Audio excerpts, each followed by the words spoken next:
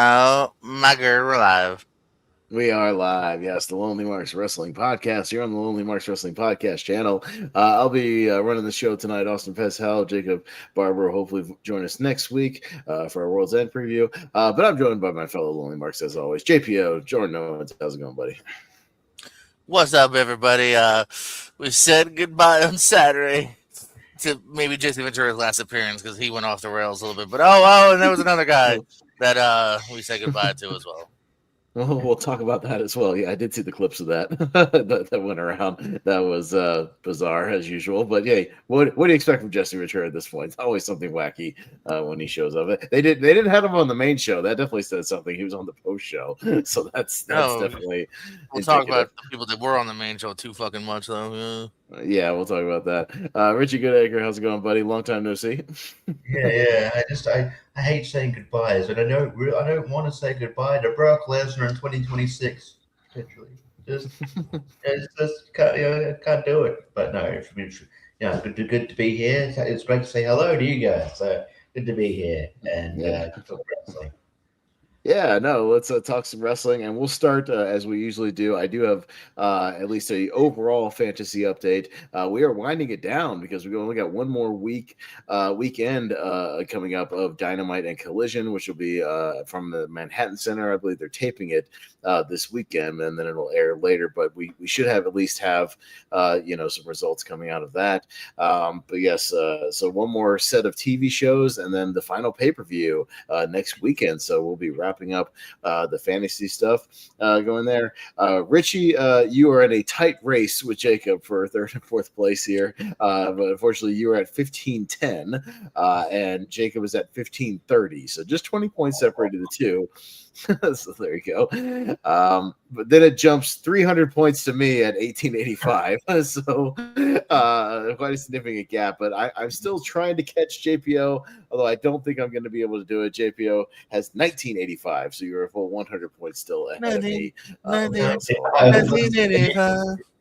So unless there is a significant crazy swing at the pay-per-view and just a goose egg for everybody, I think you probably got this in the bag, barring any kind of crazy circumstances. But we will do what we usually do. Unfortunately, it's going to be pretty quick because Richie, you do not have any swaps. You were stuck to the end, stuck to the pay-per-view with what you got. So that's it. MJF, sorry, you can't. You got no swaps.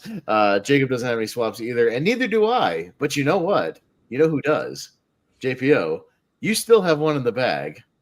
If you would like to make any kind of changes, I know there may or may not have been somebody who popped up recently and inserted himself into a certain main event. So you do have an option if you would like to know. If you would like me to run down your roster, if you would like to make one, I can do that for you. Yeah. Okay, so I'm assuming you're contemplating an MJF swap. I'm assuming, right, for your final one. Are you? Okay, so here are your options. Since it is a single male, you can go with either Claudio Castagnoli, Hangman Page, which I'm assuming you're not going to do, Takeshita, which I'm assuming you're not going to do, Brody King, Mascara Dorada, Kevin Knight, or your wild card of Wheeler Yuta. Let's kick off. Definitely one of those last two, I think. If I were you, I'd kick off the Yuta because at least he's not in the tournament. Yeah, that's what I'm leaning towards. As soon as you said that, or even as soon as you just said Yuta in general, that's what I was leaning towards. Yeah, let's kick off Wheeler. Because I was going to say, at least Mascara Dorada and Kevin Knight are in that tournament still. So still. Yeah, I was going to say, that's why I'm keeping Mascara. I forgot about Knight for the tournament, so yeah. Yeah, I figured, when it was going to be one, that it was going to be a Wheeler because, he does work a lot, but he's kind of, I think upgrading to an MJF in a pay-per-view main event, even if he doesn't work before the pay-per-view, he's in a pay-per-view main event. If we're being honest with early predictions, I think he has a good shot to win the title as well. So that's what I was say. So that might be a very lucrative one too. So you may have had a rough start, JPO, as far as like with some injury bugs, with the Ospreys, with the Nick Waynes, the Darby Allin recently, but it's kind of worked out and it's kind of worked out nicely. So you've been very strategic since then. So I think it'll work out good for you. So yes, we will. Well, I figured you would want to, but yeah, we'll officially swap out your wild card slot, Yuta for an MJF. So that'll that'll do it. So nobody has any more things. So we are all officially now locked in until World's End. So we're locked in, riding out the last week and a half or so here. So that's what we got going on. So we'll lock it in. We'll inform Mr. Barber to adjust that for the weekend settings. Should MJF happen to work a match, I don't think he will. I think it'll just be another promo probably, but at least in time for the pay-per-view. So, all right. So a quick and easy fantasy update there. We'll see how it plays out. But yeah, we'll get into the news. I think we'll probably obviously save the Johnny Cena stuff for kind of our main discussion, of Saturday night's main event, and then the John Cena, discussion and everything in and out of that, the fallout and whatnot. So yeah, let's get to talking. We had what's looking to be an accidental title change on NXT from every indication. With Thea Hale and Blake Monroe for the women's North American title. She did a very she did a Caitlyn. A nasty looking like back senton, and looks like just squashed the shit out of Blake Monroe to where she may have been. It maybe even like concussed from the bodily injury. I mean, it's possible that can happen. You can get like the wind knocked out of you so bad that you're really loopy. And then the referee he did what he's supposed to do. He counted 3. She did not kick out from the pin. And Thea Hale subsequently then won the title. So we'll see how this develops. JPO, did you see the clip and your thoughts of this seemingly unplanned title switch here, but still got over with the crowd, for what it was. I've only read about it actually. Yeah, I haven't seen it because I thought about going back to the full episode when I have time. Right. It's interesting. Yeah, if this was a botch and Thea Hale ends up being one of the rare people that ends up, with a title reign, we'll see if they kind of go with it or they just switch it back kind of quickly. But good for Thea. Yeah, she's like 22 years old or something, pretty young. Yeah, so good for her.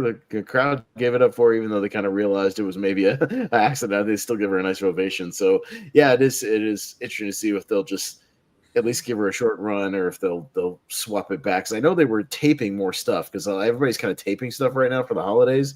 So if they'll just like switch it back on a pre-tape, we'll see. But Richie, I'm sure you probably saw at least the footage of it. It was going around.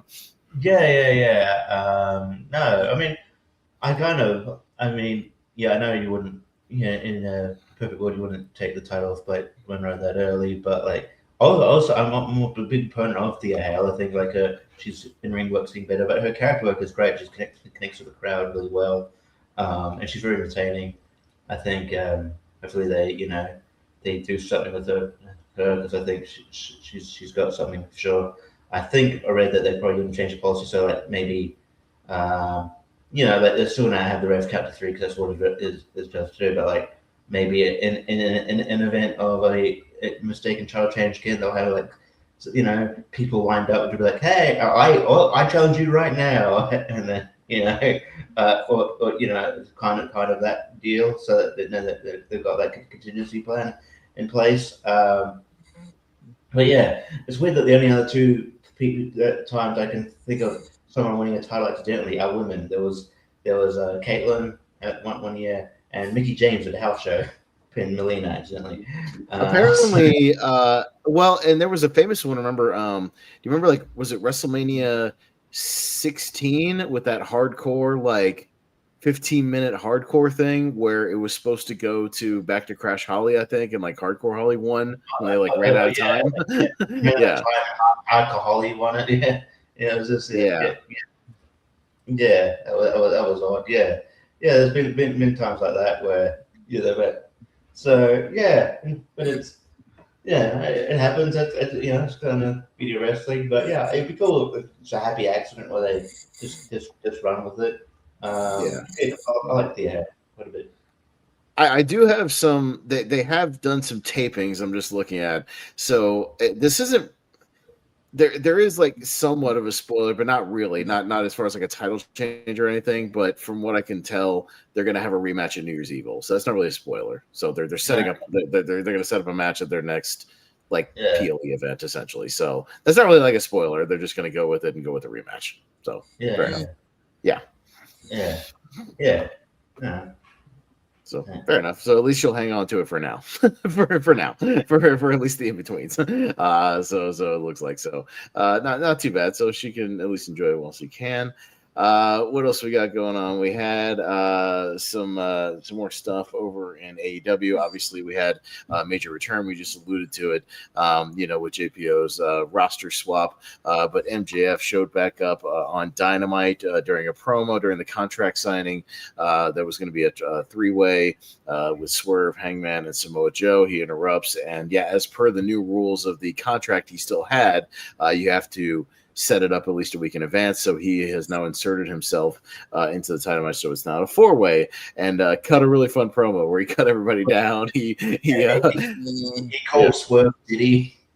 He called Swerve Diddy. He talked about his time in WWE and NXT. He mentioned Samoa Joe's face tattoo run in TNA. I mentioned that. A fun promo. JPO, did you see MJF stuff? Or yes, no, maybe so. JPO.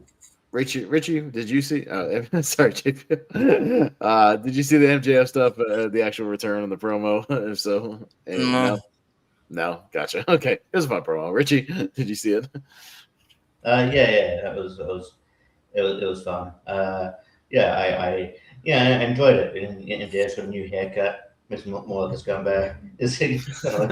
It's kind of this like short, tight kind of haircut with the sunglasses. Yeah, it's a little more like. I mean, he may have done it for like the movie or something, because I guess he was filming Violent Night 2, right? He's supposed to be.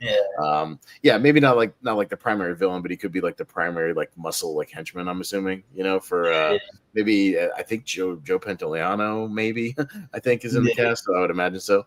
Something like that. So but no, he looked. It was good, and I mean, like, I never thought I don't think Joe's going to be like a long-term champion. So I could just definitely see we'll go to I can definitely see him getting the title, and then throughout the next year, you probably have like MJF Swerve feud, MJF Hangman, and that's probably the program going forward. I can see, because I think maybe Samoa Joe probably wind his career down soon as well. But no, I thought it was entertaining, and not expected either. I wasn't expecting that. I thought maybe he'd just wait out till next year at this point. So it was good. I know. And it's funny because I took Swerve. What was it, the week before? The week before that. Just because I knew he was going to be kind of inserted into the title picture, but having.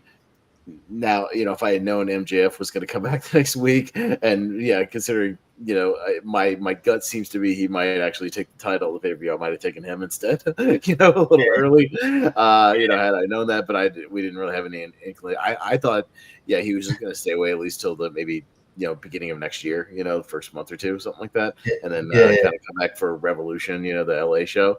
Definitely by then. I just didn't know it would be by World's End, but I mean, it makes sense, and his promo. At least makes sense because he has history with all three guys. So, I mean, it makes sense that he would, get in there. And, I could easily see – I mean, we'll talk about it next week, but, him weaseling his way out with that title. You know what I mean?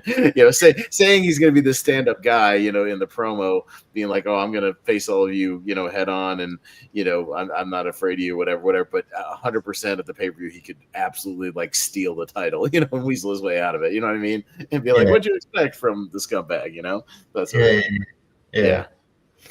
So I can easily see it. It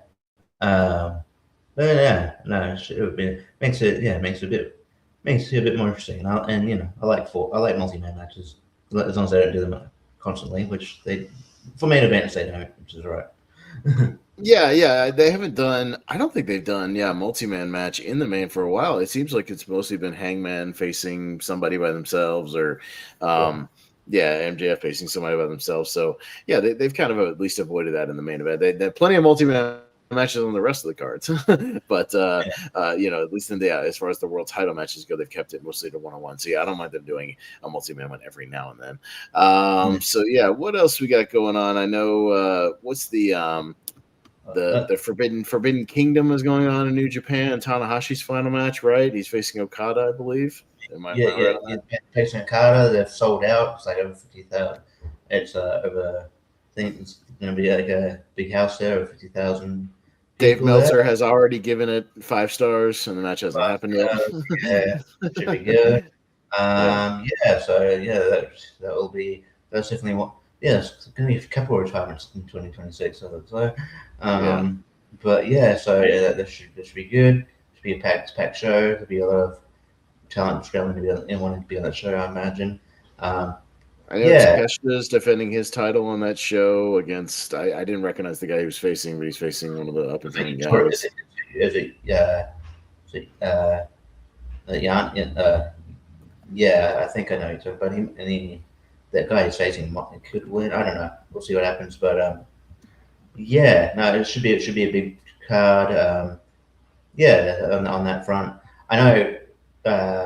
Just back on the AEW front, I think. I don't know if this will, luckily we're winding down. Otherwise, probably Barber will get frustrated. But I'm pretty sure probably Lashley's injured. So probably Lashley's. Yeah, because I would have expected him to at least be in that battle royal because Shelton Benjamin was on Dynamite, but he wasn't. And he hasn't been on the shows in a couple of weeks. I mean, which sucks because that means I'm not going to get a Hurt Syndicate match on the pay-per-view, which stinks. So it just kind of is what it is. There's not really anybody who can pick up a replacement, so it doesn't matter. And like, are they getting rid of the? Did they get rid of the Dynamite Diamond Ring thing?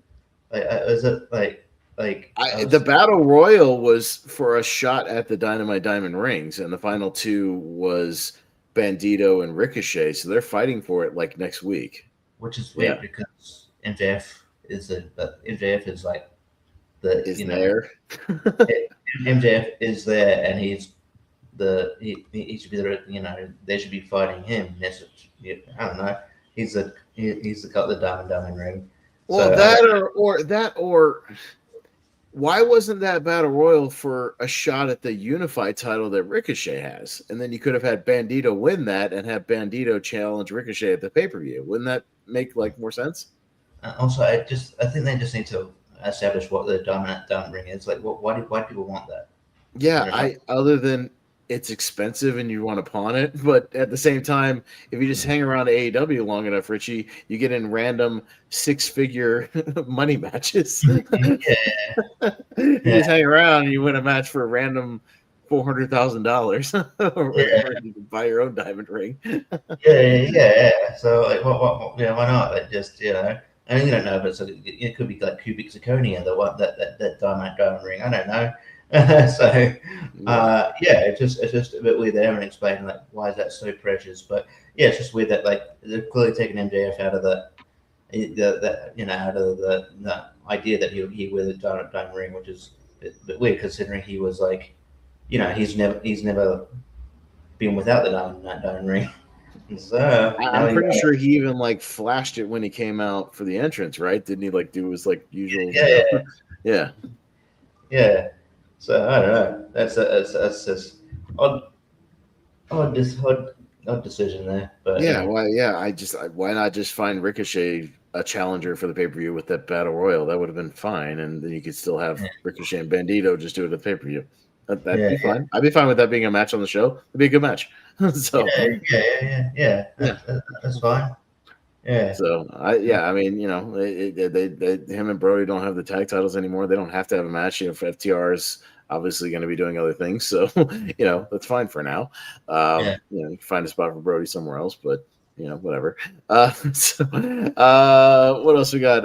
Mick Foley has apparently severed his Legends contract ties with WWE because of the Donald Trump Rob Reiner stuff. I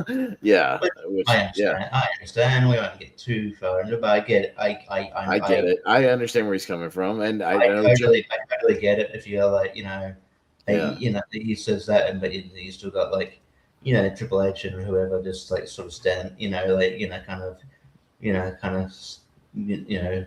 doing business with him, it's kind of, maybe kind of leaves you in a moral weird state where it's so you kind of have to.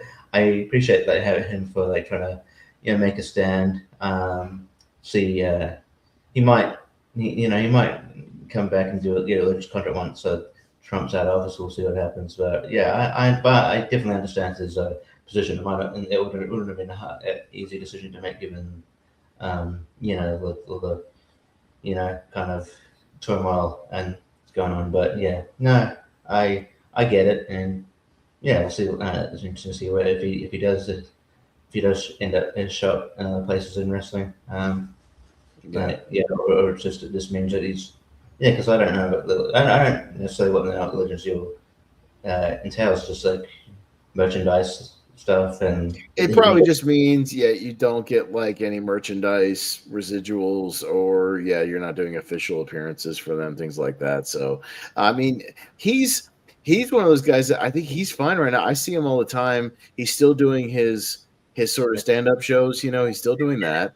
And he does a ton of Comic-Cons and stuff. So like he does a ton of Comic-Con appearances and he makes money from that. So like I think he's fine.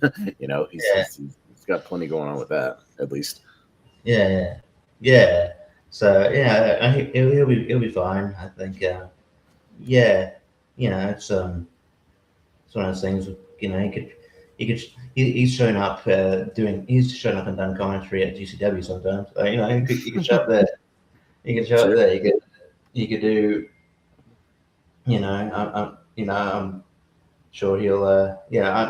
I'm anticipating he'll probably do another tour here at some point. Probably go there, and so he'll be fine. He'll be fine. It's good that he. I kind of I thought it was good that he took a stand. Yeah, for sure. And then I think one other big thing of the week is we finally got the reveal of the Masked Man, who's been assisting the Vision, and it's pretty much what everybody had already theorized. No pun intended, but everybody already theorized that it was Austin Theory, and it turned out to be Austin Theory, as everybody kind of pointed out and already kind of assumed and knew from his body language and his body type, the way he moved, things like that, that it was him. But he had another attack, and then he ran into the crowd and turned around and pulled the mask off, and it's him with a haircut, another haircut, guy with a haircut, Richie. I think they were for a brief period of time they were using two people to throw people off. So some people were kind of looking at the frame and maybe kind of like maybe predicting like Montez Ford, which is would be. Remember, again, we talk about this all the time, but that Street Profits are going to break up, and then they're going to break up again this year, and then it didn't. Then they dropped it again, like the false start over and over and over again. Yeah, right. Well, that's how we thought. It was like 2 years, and we thought Austin Theory and Grayson Waller were going to break up, and they just never did. Oh, they did, but like off camera, and I thought Austin was going to be a babyface for a while. Yeah, and I kind of thought like it's clear that Triple H probably wasn't as high on Austin Theory as Vince was, but clearly maybe things change, because I do think that there's talent there, and I think let's see what they do with them, but I think I think it'll be interesting to see what happens there. I kind of I was I don't know, I was like thinking maybe they would maybe hold off the reveal until maybe the CM Punk Braun Breaker match, but I guess that's a bit too.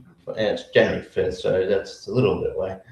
So I'm not sure, but sometimes it's like it would have been cool if it wasn't like us there, just because like, oh well, that's what they said, but it'd be cool if they just went, Swerve, it's I don't know, Swerve, it's Swerve. No, that'd be that would be Swerve.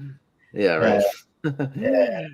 But I saw some really dumb people online being like, it's John Moxley. I'm like, he's like in AEW right now and very much he's active. Contracted to AEW. That doesn't even fit his frame. Yeah. It's just I saw some really dumb theories online of like who it was. Just really, really silly, stupid stuff. You're setting yourself up for disappointment, because it's not going to be anyone who's people saying Jericho. I'm like, no, like Jericho's like he's like he's a bit pudgier these days. You know what I mean? Like it's not. Yeah, no, he doesn't move like that like he used to. Yeah, he's older now. He just doesn't. Yeah, it'd be really hard to tuck his long hair into that unless he cut it like he did, when he was the code breaker or whatever, days. He trimmed it short. But yeah, I mean, and I mean Jericho, I fully expect in 2026 we will see him back in WWE if I had to make that prediction. Maybe not the Royal Rumble, like making him, being a surprise. I could fully expect that. But yeah, I think for sure he's going to come back and, do his kind of final run there as well. Yeah, I think we've all kind of theorized about that. I did hear that maybe like it might. They're talking about whether to do surprise at the Rumble or not because it might be hard to, make get people into Saudi as a surprise. Yeah, it's not like if you're, in just in New York City or something, right? And you can like drive somebody, to the back door, right? Or whatever, or drive somebody in an unmarked car, or just a random car somewhere, and sneak them in and out. Yeah, they have to like go through customs. They have to go through international airports. Somebody's gonna see somebody, right? Like and recognize.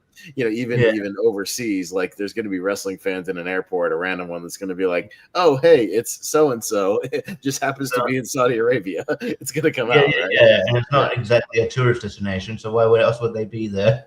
Right, and there's going to be, wrestling fans, in and around that airport, even like coming from surrounding countries, like or around Saudi Arabia, or even other, countries nearby coming in, for the Royal Rumble, because I don't think you're going to allow like ton of international fans from like Europe or whatever, but you'll get other people from the Middle East area right there, and yeah, there's definitely going to be wrestling fans that like they're going to be tooling around that airport. And if you try to think you can just sneak somebody in, I don't think it's going to work unless they heavily disguise themselves. Yeah, it's going to be So I don't know. I get it. I don't know how they'll do it, but we'll see what happens. Maybe they got they'll fix it or something. Unless you have a surprise person, Richie, and you fly them in like a week in advance, and hide them out. You would have to do it like well before people are going to start showing up, and you would have to like hide them in a hotel room for a week somewhere, and just tell them to like, stay on the down low for a couple of days. You would have to do it. Fly them in like well in advance. That's the only thing I can think of how you could like get around it. Essentially, you'd have to pay them extra to go early, right? Yeah, it's probably that's the only way to think of to do it. But even then, like if it's somebody still might, you still risk somebody seeing you, but at least like you would minimize the damage if you at least got them there early and kind of hit them somewhere, and then drove them to the building. Yeah. And I don't in that circumstance, I don't think maybe expect one surprise. Maybe if you don't expect like multiple, but there's a lot of issues. There's sort of painstaking to go to, like through like to hide one person, let alone like three. Right. No, I know. It's gonna be like maybe one surprise if it's him, and then I mean, I wouldn't be surprised if there was like NXT people that showed up. That's not like terribly surprising. You know what I mean? Like if a Trick or Javon Evans or somebody entered the Rumble, I could see him being in the Rumble too. Maybe he's kind of got some fire behind him right now. Somebody like that entering the Rumble, doing some cool spots, like stuff like that. I could see. Not being terribly surprising. They always have a few people in there. Maybe even a Ricky Saints, something like that. So Joe Hendry, things like that. But that's not surprising. That's not like out of the realm of possibility.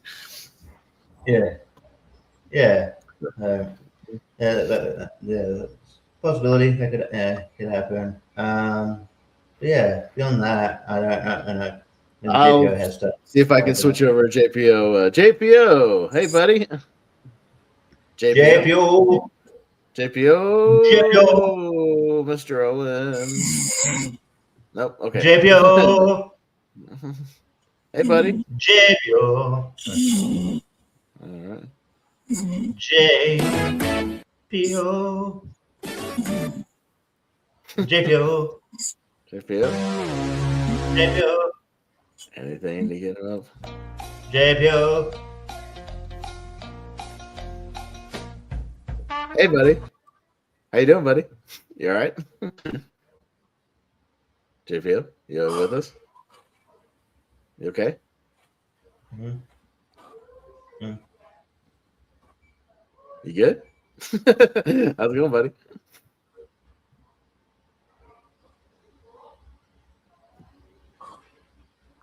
All right. No? Okay, cool. Richie, you got anything else? Yeah. Oh, wait a bit.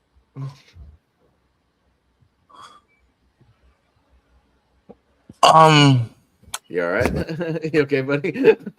We were just chatting it up, man. You all right? We were gonna go to you see if you had any news bits, buddy. You okay? You Yeah. okay? Okay, Yeah. I got you. We were just chatting it up, man. I know you're tired. We were chatting up some of the main news stories, but if you got any tidbits, man, you can hit us with some stuff. I don't know. I know. I'm sorry. I know you're tired, but I know you've had a long day. I have too. I'm tired too. I just want to get through the show. So, if you didn't have anything, we talked about we talked about Austin Theory. We talked about Wrestle Kingdom. We talked I don't know. Let's have a Wrestle Kingdom. We just talked about Tanahashi. Dave Meltzer already gave it 5 stars. It hasn't happened yet. Shit like that. Just the usual talking points. But we'll get to John Cena. So before we lose you, buddy. So let's talk Saturday night's main event real quick. Yeah, I mean we could just get right to the kind of the meat and potatoes of it. I mean there wasn't a whole lot else noteworthy on the show. I mean Obafemi, had a good showing against Cody. They kind of protected them with the Drew McIntyre stuff. Javon and Leon looked good for the 6 minutes they had. Why give him so little time? I don't understand. I don't understand why they couldn't have had like 10 minutes, 11 minutes, something. Because we had to give attention to Stephanie McMahon, who was on the show for way too often. Like they kept cutting back to Stephanie and Joe Testa. I'm like, I don't care what they care about you, but they weren't adding anything to the. I just and then I mean, in the mid, we had like the Miz and R-Truth and Joe Hendry segment, which was funny, but like my thing was Richie and JP, like they weren't on NBC. They didn't have time constraints. Like we couldn't give the Javon Evans match 6 extra minutes, even though we were just on Peacock. You weren't on NBC. You were just on Peacock. Like we couldn't go an extra few minutes for them. I don't get that. You wanted a time, I think. No. Sure. Well, we had to play, 3 more John Cena video packages, in between. So, it was at the Sol Ruka Bailey match. They put over the fact that that Soul Snatch is a really cool move, and she hits it, and she doesn't win with it. She wins with a roll up, like a reverse roll up. Yeah, what? Why didn't she just pin Bailey with the Soul Snatcher? I don't understand. Yeah, I don't know, but hey, at least you won. So that's something. But but JPO, we'll go to you first. The main event, Gunther and John Cena. Obviously, controversy over whether or not Gunther should have been the final opponent. But for my money, I thought the match was really good. I thought they told a really good story that will kind of explain for the folks out there if they need explaining about the finish. But JPO, I'll get your thoughts first on the finish and the match as a whole, if you can. JPO. Jordan. Hey, buddy. Yeah. No, I mean, you go first, buddy, and then we'll let you go. Your thoughts on the John Cena match and the finish and the whole shebang. What you got? Match was fine.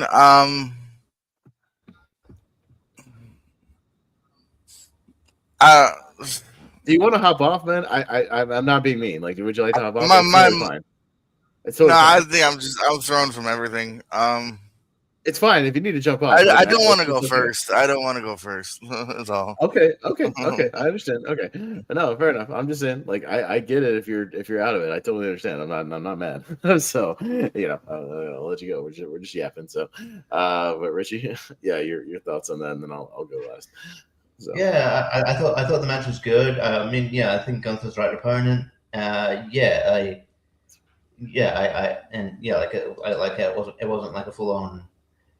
It's not like a full on squash like Brock Lesnar, and I liked the finish where it was like taps out but he smiles, because I thought And then John Cena confirmed it, and then so I think in the interview with Cody, he's like, yeah, it's like he was smiling because it was like he knew that was like it was the end, and then he could sort of move on. That was his thing. So I don't know, like when people, and then I figured that he had a part in the booking of that. So when people were going, "Oh fuck you, Hunter," I'm like, okay, that's just that's You don't think John Cena had like a say in how the match was going to go or end or any of that? Like, really? Did you not think he was going to have a say in any of that stuff? Like, come on, like, are you serious? He chose this. It's probably his idea. Yeah, and then like apparently people Gunther needed like more like security detail. It needed like a lot of security detail just to like to get out of the arena. It's like it's not the '80s anymore, guys. I mean, like I don't know, just It's like heat, man. It's heat. I like heat. it. It's heat, I guess. So, but yeah, oh yeah. But yeah, and then but I like how he capitalized it on Raw. And Gunther's like, yeah, he tapped like a bitch. Yeah. But yeah, this is great. And and then they even teased at the end of Raw. The last person he saw before he went home was AJ Styles. Is he just gonna retire AJ and then Brock and then Jericho? Is he gonna be the one that retires all three of those guys? I mean, here's the thing. Yeah, I think that's what they're kind of setting up. And as a heel, Gunther can run with that gimmick. He can be the guy that's like he's going to retire all the old timers because he's the new guy in his prime, and he's going to say he's the best in the world right now. And I think it plays into the character and even the story of the match because John Cena Instagrammed the picture of Alec Guinness as old Obi-Wan, which is what the finish was. It was Obi-Wan versus Vader, where he puts up a fight to a degree. He realizes he's not the master anymore. Darth Vader is correct. He's not the master anymore. Darth is the superior, person. And it's not that he doesn't want to keep fighting. He's not giving up. I heard it perfectly. He's not giving up. He's letting go. He's letting go, realizing he doesn't have any more things to prove. John Cena doesn't have any more to prove. He already is the 17-time GOAT, like he already is, even in storyline. So like it wasn't for a title, it wasn't for like a future match to set up something else. He realized even in the story of the match, Richie, like he had thrown everything at Gunther, right? He had hit him with like 10 AAs, including a super one off the top, one through the announcer's table. Which Michael Cole called an FU, which is cool. Hey, fair enough. It wasn't FU. So, but yeah, I mean, he hits one through the announcer's table, one off the top rope. He busted out the old top rope leg drop thing. Everything he could throw at Gunther, and this guy kept coming back with the choke. Popping back up. And what's the thing that happened right before the finish, Richie? He hits him with one more AA, right? And then Gunther pops immediately back up and puts him back in the choke. So John Cena, the character, realizes, hey, man, like, I've thrown everything I got at this guy at 49 years old or whatever. I'm not Super Cena anymore. Like, this guy is clearly like the superior dude. I'm not tapping out because of pain, because I don't have the ability to fight, because he fights out one more time before that, remember? And then before he gets put it back on, he's just like, I've proved everything I got. I'm letting go before this guy, like, like I don't have any more to prove. I'm gonna, much like Obi-Wan, I'm gonna become something greater out of this anyways. So like, there's no reason to. Like, I've given everything I've got one last time to the fans. It's just it's not gonna be good enough. Essentially. Yeah, and there's like and I don't know. Like, I know people are like, well, putting the person over before you head out the door. It's like an old school thinking, and because but they also like they harken back to like Sting winning the tag titles. But I'm like, I feel like that Sting thing is a bit different because he won the tag titles with like Darby. That's also going to get him up. It also gets like Darby a bit over, and he's I don't know. I think it's just a and Tony Khan was also like a super Sting mark, so like he wanted him to be undefeated. That was like his gimmick there. Is he never lost? That was cool. That was the thing, but is there still someone getting over, a young person getting over in that that scenario, Darby. Whereas I don't know. I think maybe. But I think in general, and you can tell by the way that the night was planned out, it's like, you had all NXT people you had NXT people facing veterans. And it's like, yeah, this is a night for like to showcase a younger talent. And so it would be a bit weird if Cena won. And you want to establish Gunther already really has a Hall of Fame career, but you want to establish him. Yeah. Yeah. Well, as you want to establish him as the new cornerstone, like heel character, the one guy you can rely on to be that solid heel that will probably never turn babyface. Honestly, like I just can't see it at this point, right? Yeah. Like, he might, but he kind of it was like it might be a more tweener character because he like he'll beat up anybody, but like it's not like he's gonna be like this fiery babyface. I think he's just gonna he's gonna be like a Brock Lesnar kind of deal. Like I mean Brock Lesnar's played baby a bit before, but he's more like a It's more of just a character that doesn't care who's in front of him. I'm gonna wrestle him and beat him. It doesn't matter if you're a heel, a babyface, whatever. You know what I mean? Like put Solo Sikoa in front of me, I don't care. Like I'm gonna beat him up. Put Logan Paul in front of me, I'm gonna beat him up. Like I don't care who you are, I'm gonna beat you up. Like that. I'm just gonna prove I'm the best wrestler. Like I don't care what your background is. I'm gonna prove that I'm the best. And that Brock Lesnar match, that's gonna be give me that now. It's gonna be something. But that's the thing is like. What we saw from Gunther afterwards is what a heel character should do. Jim Cornette on this old thing I used to watch, The Secrets of the Ring. He says, a heel promo should be lies and exaggeration and twisting the truth, right? That's what a heel should do, correct? Yeah. And so he's going to take the fact that John Cena technically on paper tapped out, and he's going to run with that and say, I made him tap out like a little bitch. You know what I mean? Like, he couldn't handle it anymore and he tapped out like a bitch, which we know that's not what John Cena did in the match, right? But the heel is going to take that and use it for his character, correct? Yeah. And it's fun, and it's also frustrating too, because it's not like a full lie, it's just a half truth. He did tap out, which is but that's the point, is that the heel then exaggerates the truth to favor and put himself over. That's what a heel does. You know what I mean? It's not a full, because if it's a full lie, you'd be like, oh yeah, you can ignore that, but it aggravates you because he's like technically telling the truth in one sense, but it's like So I know there's so many layers to it, and I think people just knee jerk reacting to but the legend lost. I'm like, that's probably I think AJ might lose. I think Jericho probably lose. I think Brock Lesnar might lose. Actually, Brock Lesnar, let's sure about. Because he's got that. He's got that kind of booking power. But I think he probably would, because what you do usually. I don't know.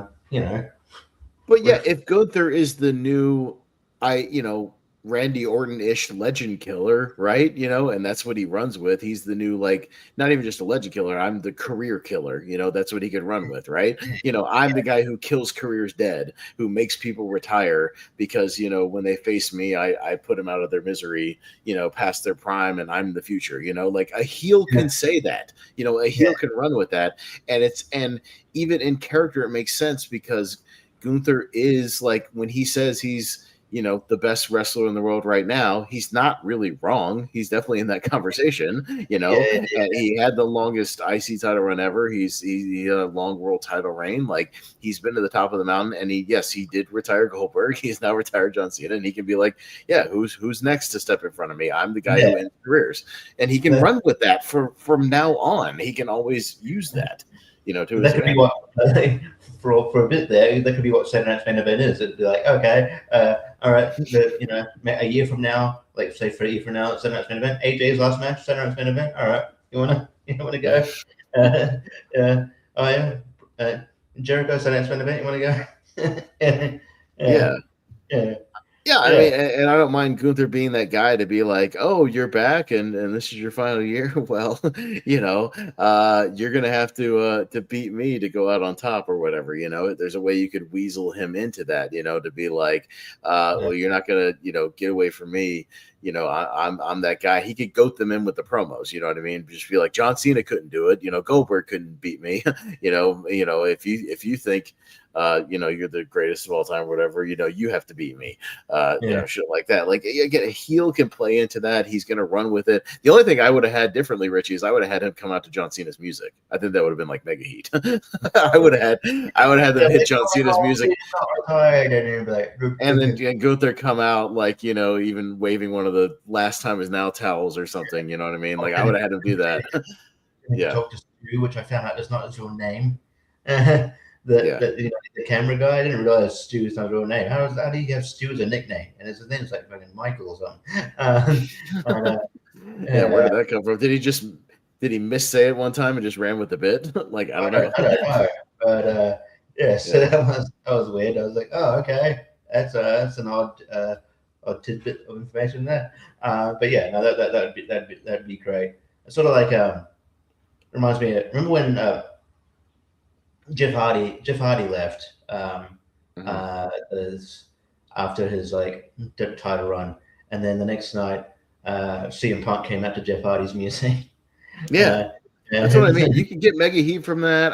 Do you remember when Shawn Michaels came out in like Montreal in like 2005 or something like that? It was brief heel run. And he was getting mega heat, and there was Bret Hart chants, usually what. And then in the middle of the promo, they played Bret's music, and everybody waited and waited and waited. And he was like, I pulled out. You know what I mean? Like that kind of stuff can get like mega heat. I just thought like it would have been funny if he had come out to John Cena's music. I thought that would have been funny. And it would have worked. I thought that would that'd be fun. But I'm glad he's back to his old music too. My God, that music is so much better for his character. Music is it's really good. It personifies badass. And having the thing where the old school entrance where he's just standing there as like a silhouette, in the robe, like just the figure, as the lights come up, like it just works for his character. Yeah, it was on every level. It's just it makes me feel like more of like a star. Like as far as like maybe like Def Rebel themes go, like the good theme was like not bad, but it wasn't like that. I think that I would way prefer this one. I don't think this one should have ever been changed. But it adds so much more to his mystique as a character. But just to put a button on it, it's not the Cena, both the character and the person has stated many, many times in promos and interviews that like he's not the Cena of old. He's got something left in the tank. The fire is there, but it's not as strong as it used to be. And and I think they told that story in the match that he literally hit every trick in his playbook, against this guy, and he kept coming. And eventually it's just like, what else am I supposed to do? Hit him with 10 more that he's just gonna, kick out of, you know what I mean? Like that's I've got nothing left to do other than cheat, and he's not going to cheat because he's a babyface in that back, and when he won the titles and when he was a badass, when he was a heel, he was winning because he was cheating, the thing he doesn't want to do as a babyface. So his only resort is to cheat, and he's not going to do that as babyface. So, I mean, he gave everything he had. I think the audience deep down knows that, even the character just nothing's going to work. This guy is just better than me right now. It just kind of is. And he just let go. That's all he did. He let go. That's what the smile is for. He let go. Yeah. He's just like, this chapter, I'm happy that I can move on. And and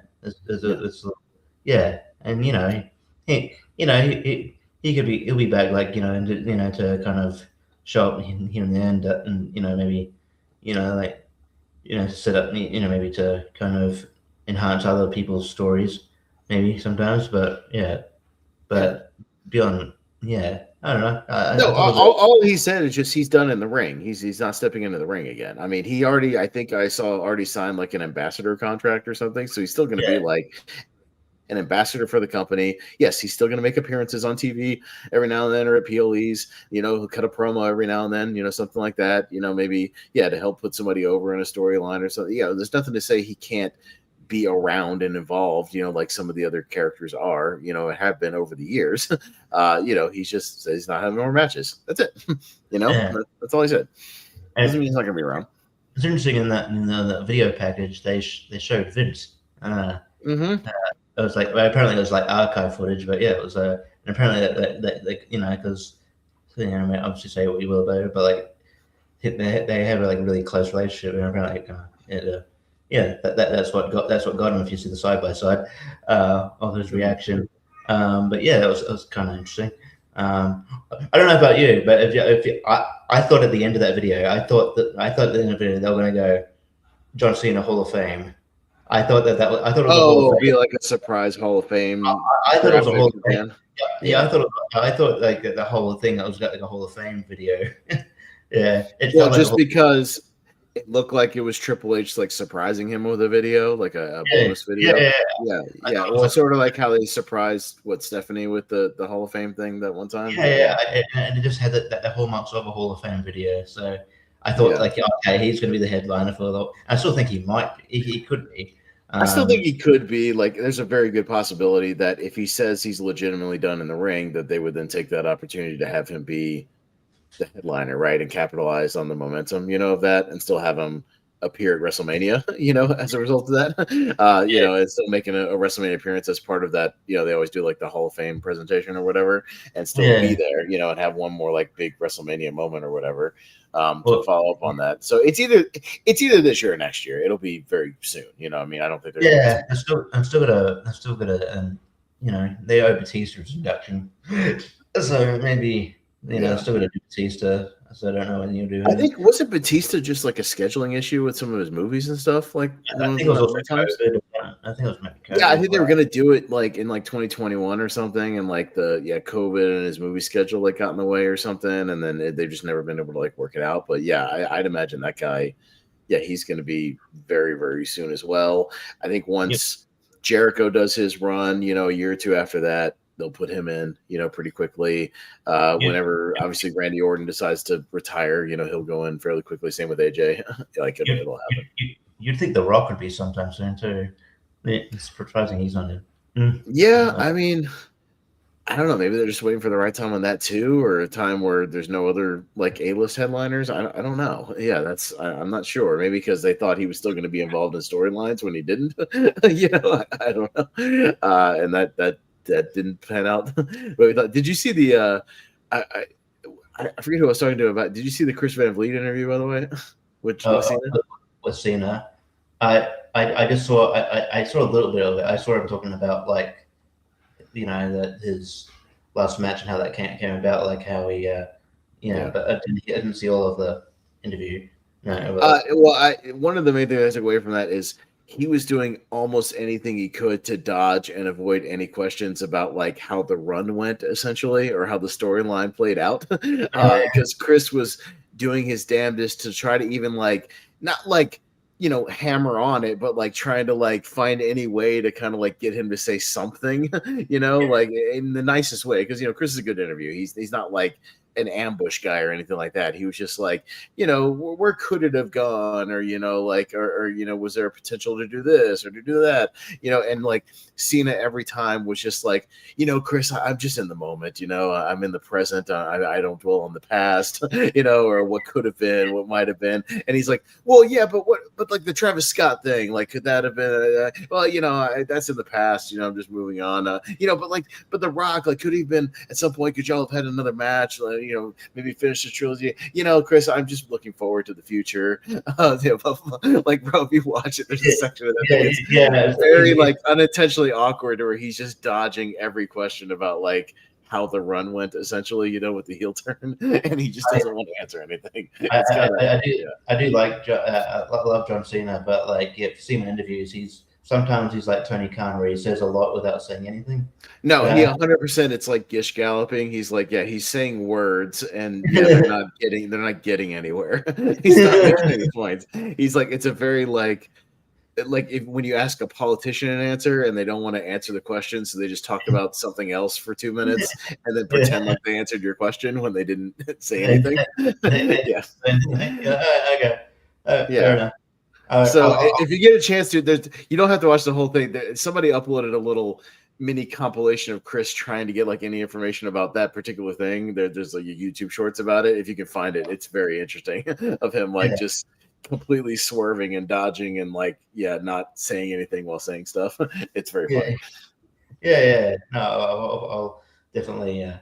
I'll put that alongside the Tony Khan one where I think he's slowly. I think Tony Khan's been caught on that he does that because obviously in that latest area Hawani interview he was a bit more forthcoming.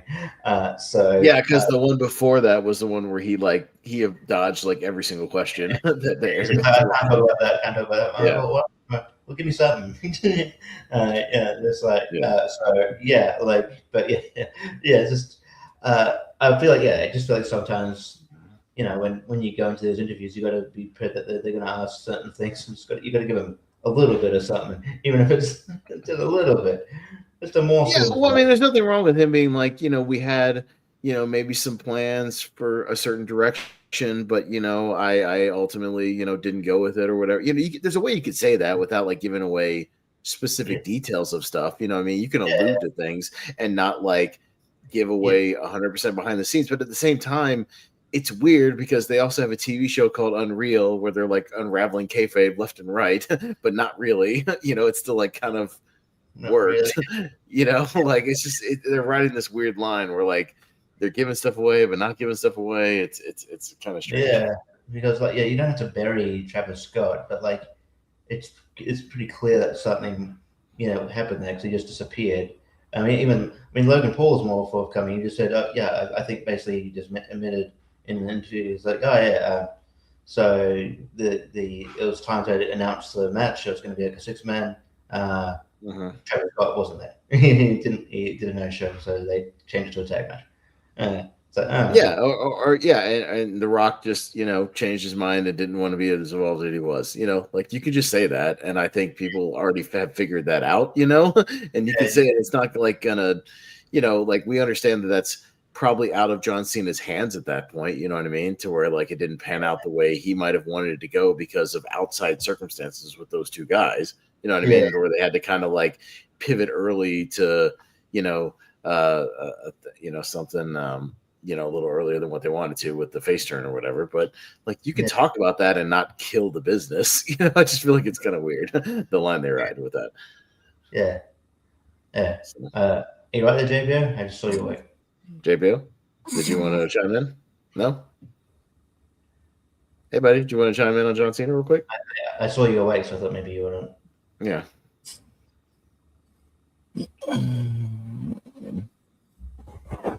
God damn it. Okay, never mind. Okay, guess not. Cool. I tried to give him a chance. You saw it. Anyways, I tried to be as nice as I could about it. But yeah, no, I mean, overall, I thought it was a proper send off. I understand, Richie, that the crowd, like in the building, was high and wanted to see Cena get his hand raised. Like I get that sentiment. But I think watching at home, maybe it went down a little bit better because I saw the story they were telling, in the match, and I totally understood, where it was coming from. Maybe some people in the crowd didn't see the smile and stuff, initially, so they didn't get that part of it, right? They from their perspective, say somebody sitting behind Gunther and Cena, right, just sees him in the hold, and then all of a sudden you see the referee, ring the bell, right? So you assume he passed out or furiously tapped out or whatever, and then maybe they didn't see it at the time, and then didn't get that till later. I understand that, but but if you see that now from after the fact, and you're still sort of arguing, it's like I think Cena Gunther winning is the right call, and it's the right him getting tapped out, him tapping out, even if it was like him just acknowledging, it's just like another chapter, like that's the end of a chapter sort of thing. It puts over Gunther huge, which is who you want to put over. He's the one sticking around. And And he's going to be around for a minute. How old is he? Is he like 31 or something like that? He's still relatively young, He's right? actually older than you think. I think he's like 30. He's older. He's like 38, I think. Yeah, let me. Oh, is he? I thought he wasn't that old. Let me. Where's his damn Wikipedia page? Oh, I'm on the news tab. That's why I'm not seeing it. Okay, my bad. Oh shit, he's 38. So yeah, he's not as young as I thought he was. Okay. Well, I mean, there's plenty of, people in their late 30s that are still doing it. You'd have him for, like obviously John Cena's 48. I reckon you probably have him for, and he doesn't like wrestle like a risky style. I think you probably have him for that nearly about 10 years. He doesn't take like crazy risky bumps. Yeah, he wrestles a very grounded, like ground and pound, just select move set sort of thing.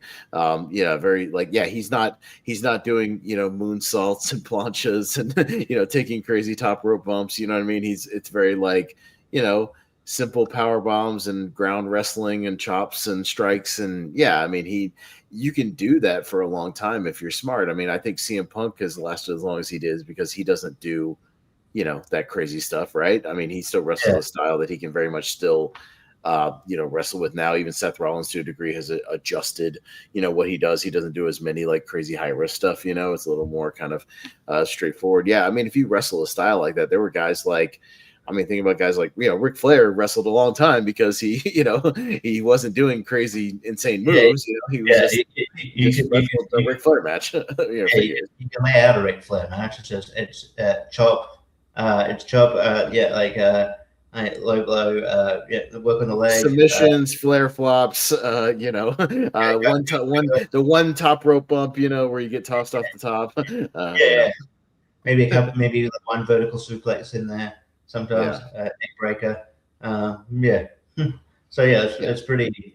Like so that style he can wrestle to have a long like mid 50s, late 50s. Well, I guess he was. Technically only retired a couple of years ago, but I don't. Right. I feel like I don't even want to count that. But but I guess his last like real run was like what his TNA run. I guess, but that's what I mean. Like, he's got a style where I think he's still going to be a top guy for a good while. Now, they do have a problem right now where somebody was like laying out these charts of like the top guys. They do have a problem with like most of their top guys are in their late 30s and 40s. They do have young guys like a Braun Breaker, like a Bronson Reed, Trick Williams, Javon, those guys, but they've got to really start like pushing those dudes as as like top guys kind of sooner rather than later. Essentially. So you gotta, I would think so because you got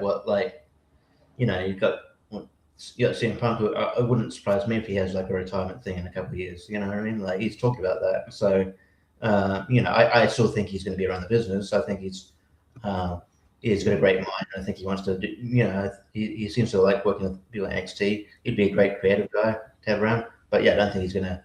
I think his in-ring career is like not.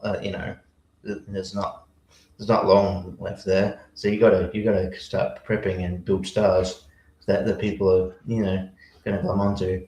And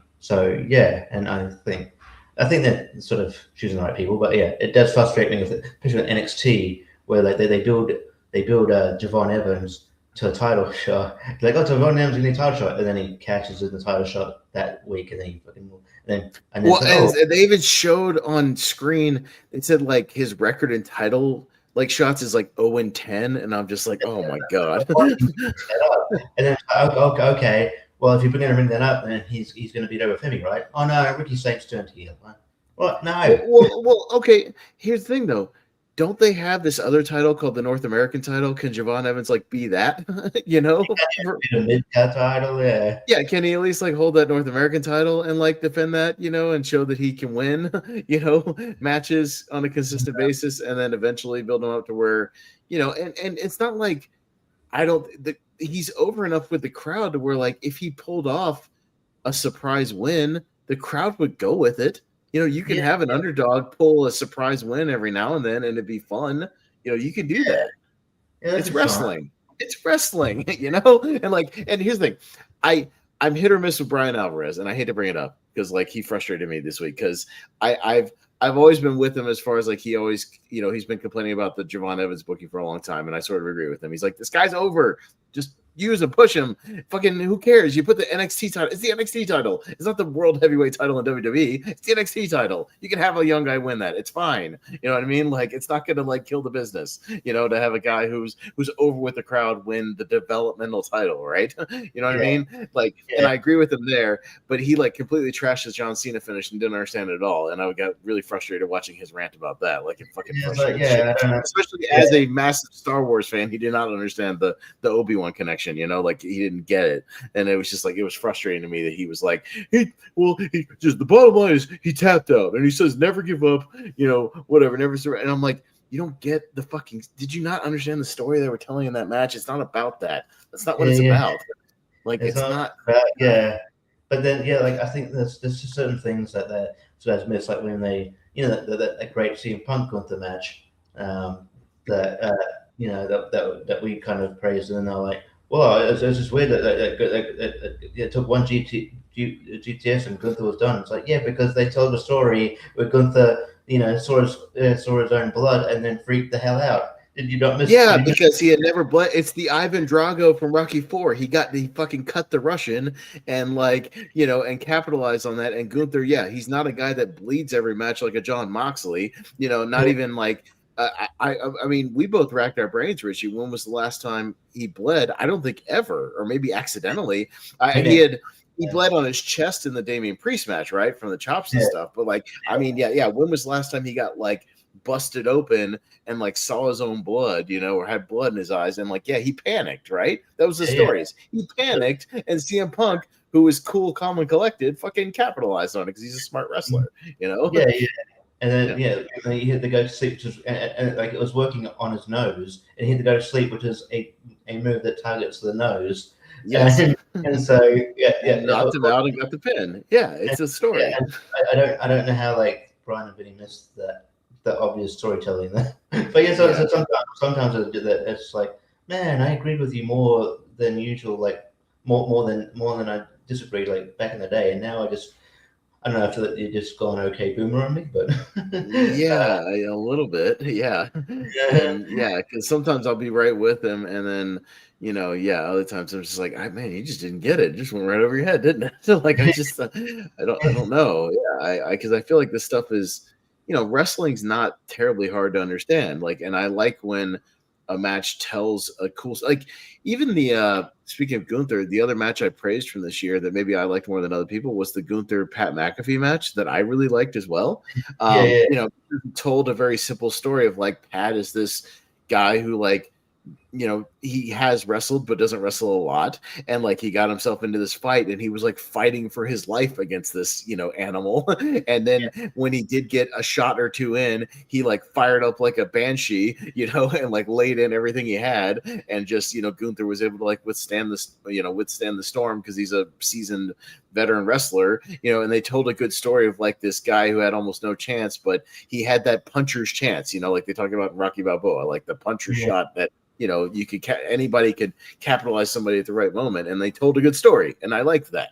I feel like Gunther's matches, he's able to tell a good story based on who he's wrestling. I think people that's some people, the way he wrestles, and it works. Yeah, and it's clearly that. Triple H, obviously, as he clearly was more of a Gunther fan than maybe Vince was, and clearly sees sees him as the a top guy, and puts a lot of thought into how his matches are structured and storytelling, or with booking his matches. So I think there's a lot more. I like the nuance in his matches. I think it's really cool. So that's why I'm always down for whoever Gunther's feuding with. I'd be interested to see where that Gunther AJ thing goes. I'm sure they interested to say. I don't know when. Obviously, AJ didn't really say when in 2026. So he's still tag champions at the moment, but probably so it might be mid 2026. So it'd be interesting to see who Gunther feuds with in the meantime, between time. But that could be just a tease for down the road with the AJ thing. So yeah, but but yeah, I'm intrigued with whoever they put in front of him because it's always, most of the time it's always a good match. Sometimes it doesn't have that chemistry and can be boring, but like the story is always there. Yeah, no, and I think he knows again who he's working with or the characters and what they kind of go for. So, yeah, I'm looking forward. I think he's gonna have a good year, and yeah, he's gonna still run with this. I'm the new guy who retires people, sort of gimmick, and he's always going to kind of carry that with him. So I think that works for his character going forward. And yeah, we'll see what happens. See if they give him another run with the title, or if they do some of the other stuff they've been teasing, maybe with like a Sami Zayn or whoever, some of these other guys that might get a run, maybe even a Randy Orton. I could see Randy Orton getting it one more time, at some point, maybe briefly. Yeah. I can see Randy Orton because they keep teasing like the whole like him getting to 15 at least, not trying to catch John Cena, but at least getting to 15, which I could see happening at least one more. Yeah, I don't think they'll. It'll be a while before they build up someone to catch John Cena. They might not get. I don't know if anyone will. Yeah, even like I don't even think Roman Reigns will at this point because he's getting on. But yeah, so but yeah, 15 seems like a good. It would be still a very respectable. Respectable number. So yeah, no, I. Yeah, I mean, I think 2026 will be an interesting year as far as how things play out. Yeah, definitely. So, yeah, I enjoyed the match. I thought the event was okay. Oh yeah, we Jesse Ventura, of course, being the out of his mind lunatic, just being like doing the whole like, well, everybody talks about him when he's 17, but that means he lost it 16 or 17 times or whatever, and I don't see anybody bragging. I don't think you should be bragging about that, they're just being a fucking lunatic. Yeah, I trying to be like just again kind of Jesse gonna be being healed, but it's like at the same time, like, well, if you pay for Jesse Ventura, you get Jesse Ventura, so it's just not on the main show. We've relegated you to the post panel. So, have Stephanie talk about the same shit all over again. Just like I could maybe they. The only thing I was thinking of, because I'm trying to think of who would induct Cena. I could see her inducting Cena, but they wouldn't do it next year if she's going in. So, because like right. I know he probably want. I know in a different scenario, he'd probably want Vince, but I don't think that's happening. But yeah. But I could also see Stephanie doing it because like she was the one that like was like, hey, like you, because sort of heard him rapping on a bus, like, hey, we should do something like that, and that kind of springboarded him, and they've got a close relationship. I could see Orton or Kurt Angle doing it too. Kurt Angle, Orton, definitely. Because they had a very long rivalry. I could see Orton and maybe them maybe doing a back and forth where like if Orton inducted Cena, maybe Cena could induct Orton, like a back and forth thing, potentially. One or the other. Like they could, that could definitely work. But yeah, pretty interesting. I wonder if they don't get Cena for like the main induction, maybe they'll do like what they did with Austin and Bret Hart with the match thing, and they're like, hey, it was a good match at WrestleMania. Cena and Cena and Michaels. There you go. There's that's in the Hall of Fame now. Right. I don't know, just so they can be on the show. Maybe I don't know about that. Maybe I just don't see why they wouldn't just go ahead and like put him in, especially if he's actually done. Well, to me that would just put a button on, the final thing that he's done for real. And I believe I kind of do believe him when I say he's done in the ring, because he's got a whole nother career he can focus on now 100%, where he can still again make appearances, but I think he wants to 100% focus on movies and TV, and he's committed to that now. And he's got, and he's got a good thing going. He's getting roles, he's in the DC universe for God's sakes, and plenty of movies. So like when he was sort of doing, when it was more like focusing on wrestling and having the acting there, it was like, oh well, I'm more doing more being more successful at movies at the time, at wrestling at the time. But like, yeah, he's sort of blown up a bit with the movies and TV with obviously the Peacemaker and stuff, and yeah, like he's getting. I think he's getting more respect too. With like, oh, okay, this guy's like, Trump. This guy like does have a bit of acting chops, and could turn himself into a pretty decent actor like a Batista, or as he saw with Smash Machine, like The Rock, like he does have that ability. So in order to just sort of hone that ability, you got to dedicate it 100%. So you kind of can't have your mind elsewhere. So I tend to believe he's probably done as well, because I think you need to need to have 100% focus on one thing or the other. Yeah, so I mean, and I think he'll eventually, he's still got a few, I know he mostly does still like action and comedy, or his two main genres, obviously, because he does quite a bit of comedies. I do think he has good, comedic chops for the most part, and yeah, he's still doing action, but I think he will also wean himself off the action now that he's retired from wrestling as well, kind of like Batista is sort of starting to do.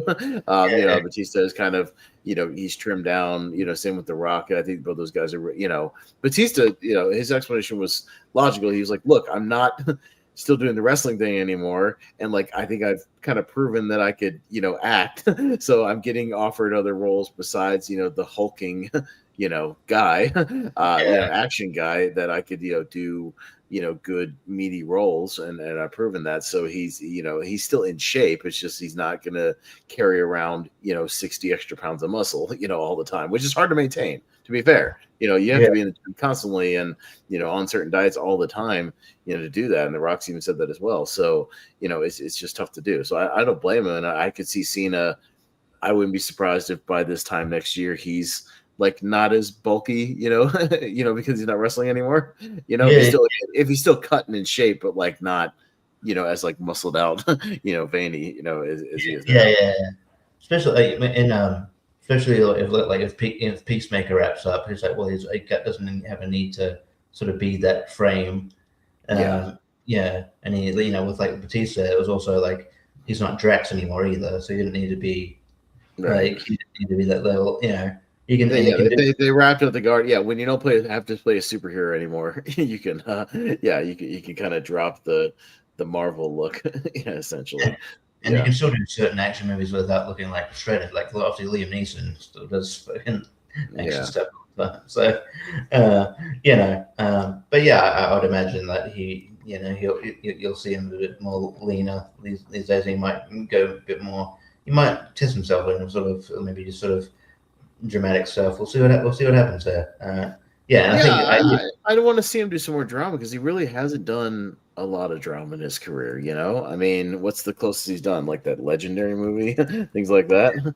Yeah. But I think you'll see a lot of and some wrestlers follow suit, given that there's a lot of the TKO connection, with Hollywood, and then also that there's people signing talent, like agency contracts with, Becky Lynch has got roles and stuff. There's, I think people will kind of follow that trajectory, coming out of it, so I can see Becky going into stuff. I can see like Roman Reigns. I can see him doing movies and stuff when he wants to call it a day. Like that. So there's a few Cody Rhodes. I could see him do. Cody. Starting to dip his toes into it. We'll see how like a lot of that might hinge on how Street Fighter goes over or not. When it comes out. Whether he keeps going with that. But I mean, he was pretty funny in his Naked Gun scene. I know it was just one scene, but he was pretty good there. But we'll see how he does as far as like being sort of a lead character in the movie. His acting chops there. It'd be interesting because I think the people wrestlers are kind of looking at acting as more of a possibility now. I think that Rock opened the door, but I think other people have sort of people like Batista have been like, hey, it's also it's even more possible now with Batista and John Cena. It's like, okay, this could be the life after wrestling. No, for sure, and Batista's been Yeah, I think kind of weaning himself off the action stuff. I mean, he just did it even another. I don't know, I guess a movie called Trap House, which is like a pretty low budget stuff. Yeah, a couple of low budget things. Action thing that had the aforementioned person I mentioned on I talked in that script as well, but I talked about it on Recast. Sophia Lillis is in that movie. Yeah, A yeah. couple of people. It is a bit low budget, but yeah, some, but he's still like he still features the main, like the main guy. So it's like, yeah, he's Mhm. yeah, but he does get a lot of these big directors wanting to work with him still. So yeah, He's going to be in Roadhouse 2 as well. So yeah, and he's going to be in Highlander with Drew McIntyre and yeah, that's uh, right. He's going to be. I think the rumors that he's going to be like the Kurgan, like the main villain guy that Clancy Brown was in yeah, the old school movie. And yeah, Drew McIntyre is going to be the brother in the flashback scenes, in Scotland, which makes sense. yeah, yeah, To be in those scenes. So yeah, I hope they get that movie off the ground. I think I'm looking forward to that. yeah. But yeah, no. Do you have anything else other than that? I know that was kind of the main thing we wanted to talk about. Is just talk about That was Cena the and main thing. But yeah, where I we think go from here. Yeah. probably wrap it up from there. It's not, we've gone a bit like nearly an hour and a half. I think it's no an hour Yeah, 20. no, I think we're good because again we're gonna reconvene on Monday next week, to make sure we don't do any shows over the holidays. So we're gonna go a little early than we usually do next week because we'll see where we are as far as we'll preview World's End and any of the news coming out of that and start gearing up for the what was it the marquees. So we'll do. Yeah, Yeah. So, yeah, I think we'll do that probably not, obviously the week after World's End, but probably the week after that because I think we'll have a little bit of a break still before the Royal Rumble. So that'll be a good week to do after that. So maybe the 8th is what I'm looking like. yeah, Yeah. And give everybody a chance to kind of compile their thoughts, watch a few matches you may have missed, things like that, and yeah, sort of like the movie thing and yeah, see where we're at. So. yeah. All right, cool. Sounds good. And one more AEW pay per view in case anything comes out of that that you really like. Oh yeah, oh, yeah. Well, the same thing with this Continental Classic too. There's been some really good matches. I wouldn't be surprised if somebody put the Kyle Fletcher, Mike Bailey thing, on their list. Oh yeah, That's it. that's a good point. Yeah, that match is good, and also the maybe the Claudio and Moxley match, which was really good as well the other day. So yeah, but yeah, so yeah, no, it should be good times. But, yeah. If this Okada Takeshita match is as good as it might end up being, it could be really good as well. Things like that. Yeah. They've been building up to for 6 months. Hopefully it's good. Yeah. We'll see. Yeah. No, it should be sweet. Yeah. We'll wrap it up there, and we'll reconvene. Like I said, we'll reconvene on Monday, is what we kind of already agreed to. So it'll be after the television this weekend that they're going to be at least taping. I can't remember if it's airing or taping. I don't know. I'm kind of confused the way they were promoting it on Wednesday night because they're like some stuff is airing next week, and some stuff is airing this weekend. I don't know what's going on, but we should have a mostly finalized card for World's End by then. So we should be able to do at least mostly do a preview of that and get our predictions and our final ones for that. And then, we'll obviously watch the pay-per-view and then come back after that. So, we'll wrap it up there. So, Richie, anything you want to throw out there before we go? No, just because we did Wheel of Movies. Check that out. We just did that before. Talk about Jingle Away. Talk about it at length. That movie's bonkers, but it's fun.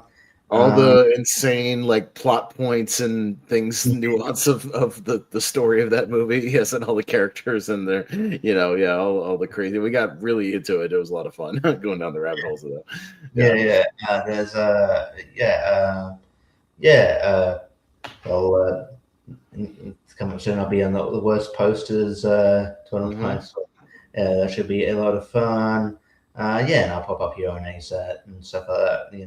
No date, but whenever Shipping puts up the call out, I'm sure I'll be on there at one of them.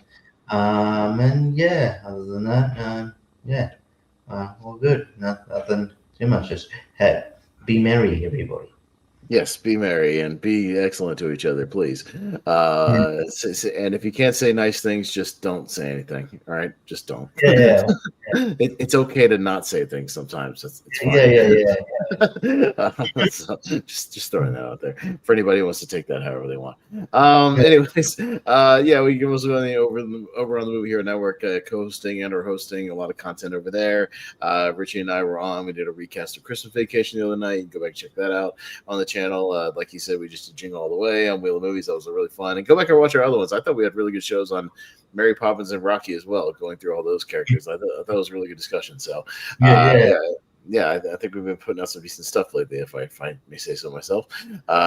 Finding our groove here. We got other tournaments and stuff, but we got kind of a light week next week. We're going to take off mostly for the holidays. Yeah, I think the only show I got on the docket is us doing Lonely Marks on Monday. So we'll have a pretty light week, and we'll just enjoy the time off and spend time with your families. Tell them you love them. If you got them, give them a hug, and just be grateful for what you have. So we'll leave it at that.